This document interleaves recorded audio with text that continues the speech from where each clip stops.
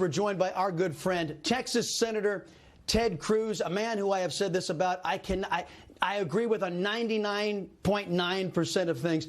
Mr. Cruz, it's good to see you again, sir. Chris, it's always a pleasure to be with you. Thank you. You have been one of the few voices trying to bring accountability to the malfeasance of these big tech publishers.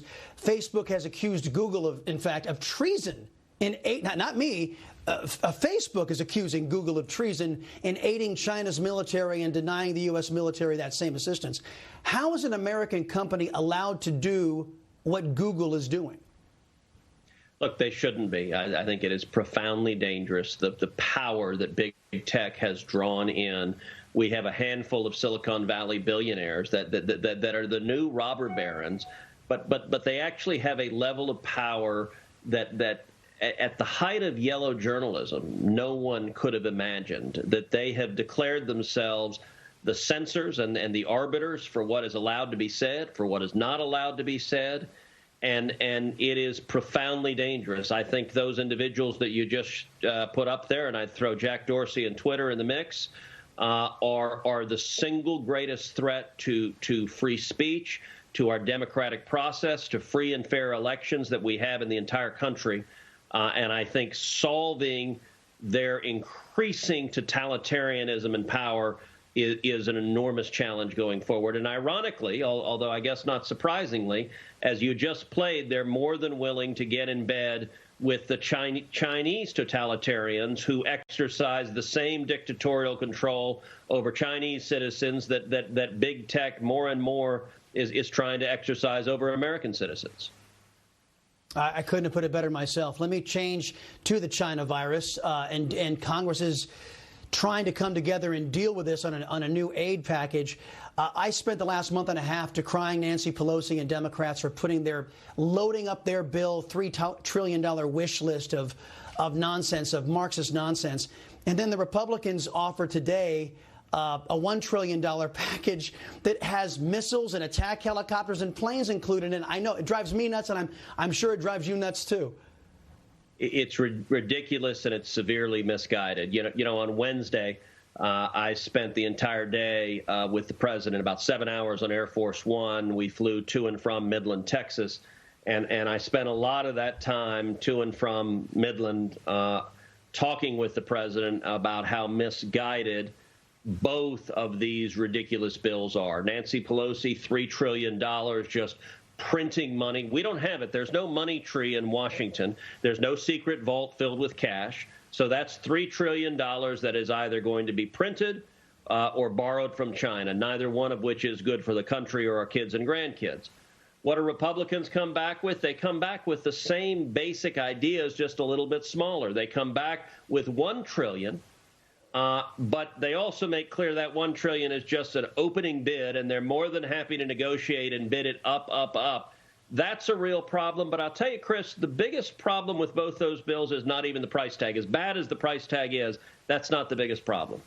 The biggest problem is neither of those bills are designed to reopen the economy and bring back jobs. There is one central economic question facing this country, which is, do we open up and do people go back to work? 51 million Americans have lost their jobs. It is the greatest economic catastrophe since the Great Depression. And the Nancy Pelosi pork bill is designed to keep all 51 million Americans at home and not working. And sadly, the Republican leadership bill is not any better. What I've been arguing is we need a recovery bill.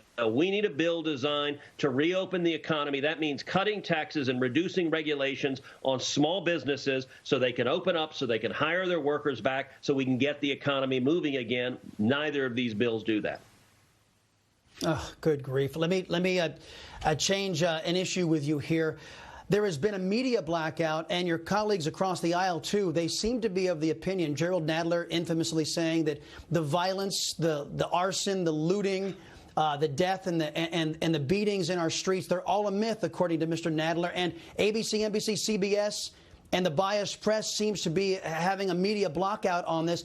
I'm sure you get reports in your office from individuals who are designed to brief you on what is actually going on. Can you tell America if the violence that we've all been seeing through various outlets, is the violence a myth or is it real?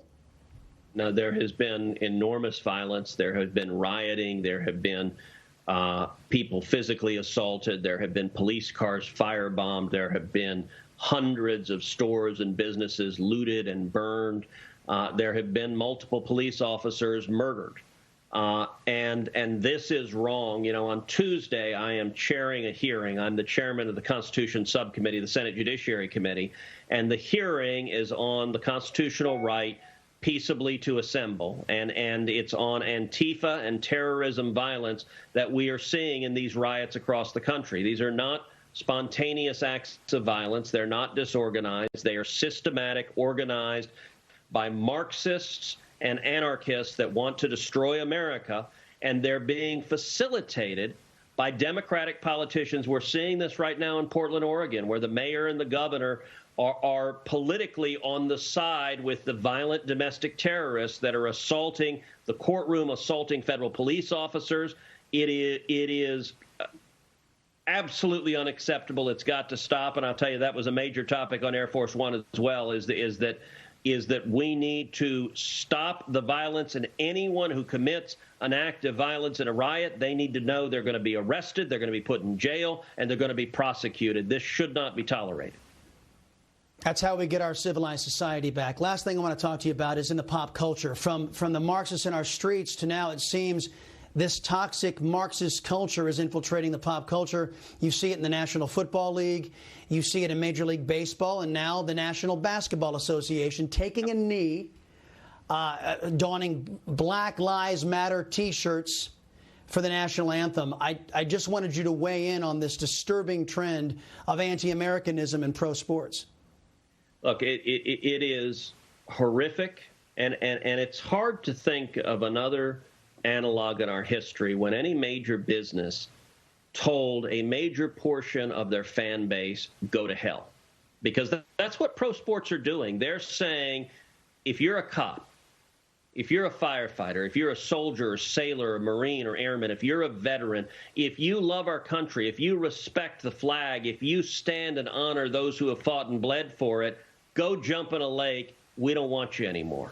And it's difficult to think of another instance where in the service of politically correct wokeness, they're willing to tell so many of their fans they don't want them. And it is maddening. It's frustrating. You know, one of the things we'll talk about in the hearing on Tuesday is Black Lives Matter, which, as you noted, is emblazoned on the court, on the NBA court for every game now.